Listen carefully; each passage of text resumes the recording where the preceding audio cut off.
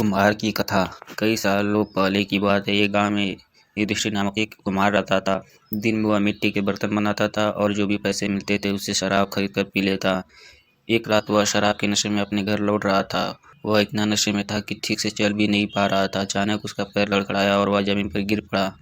जमीन पर कांच के टुकड़े पड़े थे, जिनमें से एक टुकड़ा उसके माथे में घुस गया। उसके माथे से खून बहने लगा। उसके बाद कुम्हार किसी तरह उठा और अपने घर की ओर चल दिया।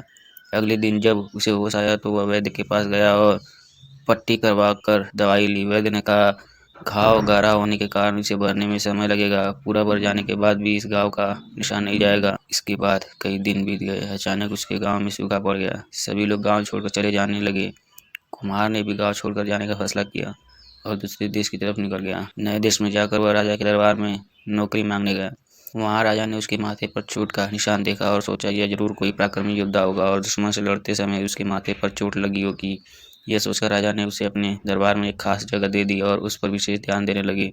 यह देखकर राजा के दरबार में मौजूद राजकुमार, सेनापति और अन्य मंत्री उससे जलने लगे। ऐसा कई दिनों तक चल रहा था। एक दिन शत्रुओं ने राजा के महल पर हमला कर दिया। राजा ने अपनी पूरी सेना को युद्ध के लिए तैयार किया। उसने युधिष्ठिर से भी युद्ध में जाने के लिए कहा। युधिष्ठिर जब युद्ध भूमि की तरफ जा रहा था तो राजा ने उससे पूछा कि उसके माथे पर यह चोट किस युद्ध में लगी है। इस पर कुमार ने सोचा कि अब वह राजा का भरोसा जीत चुका है और अब अगर वह राजा को सच बता देगा तो कोई समस्या नहीं होगी। यह सोचकर उसने राजा से कहा, राजन, मैं कोई योद्धा नहीं हूँ, मैं तो एक साधारण सा कुम्हार हूँ। यह चोट मुझे किसी युद्ध में नहीं बल्कि शराब पीकर गिरने के कारण लगी है। कुम्हार की यह बात सुनकर राजा को बहुत गुस्सा आया। उसने कहा, तुमने मेरा विश्वास तोड़ा है और मुझे छल कर दरबार में इतना ऊंचा पद पाया है। निकल जाओ मेरे राज्य से।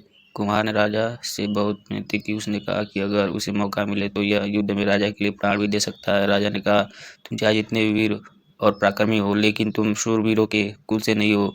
तुम्हारी हालत शेरों के बीच रहने वाले उस गीदड़ की तरह है जो हाथी से लड़ने की जगह उससे दूर भागने की बात करता है। मैं तुम्हें जान दे रहा हूँ, लेकिन अगर राजकुमारों को तुम्हारा राज पता चल गया तो वो तुम्हें मार डालेंगे।